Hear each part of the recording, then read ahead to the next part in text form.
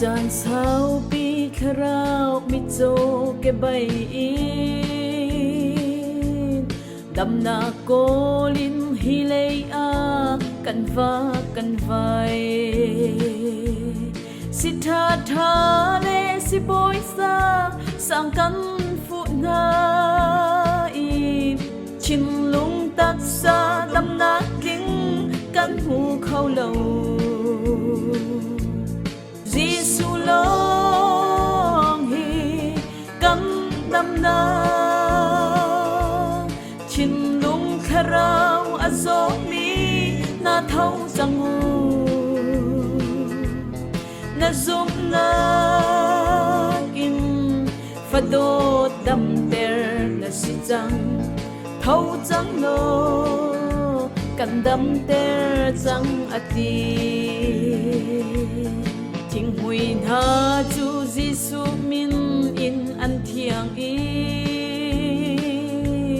Giêsu min an thấy chân khốt chia giống an za Zot na vial te Giêsu ni a thol di na i mi zon ha ni abia in dam na kan mu Giêsu long hi cam đam na chin lung tak sa azomi na thâu zangu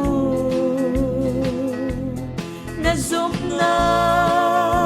kim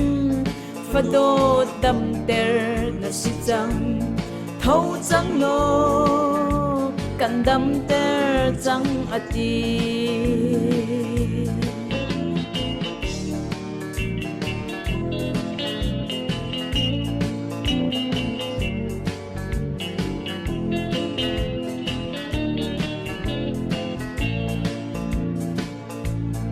Đột mi phanu pha pa ngày thiam na si chang na zot na chu Giêsu ni andam ter chang vai lam chu nga dot na kin thi san aluang i azum tu cha dam na si chabi ga si Giêsu long hi cam đam na kharao tak sa azomi na thâu changu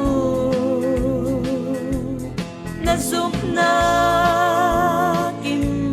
fadot dam ter na si chang thâu chang no kan dam ter chang ati Giêsu long hi cam đam na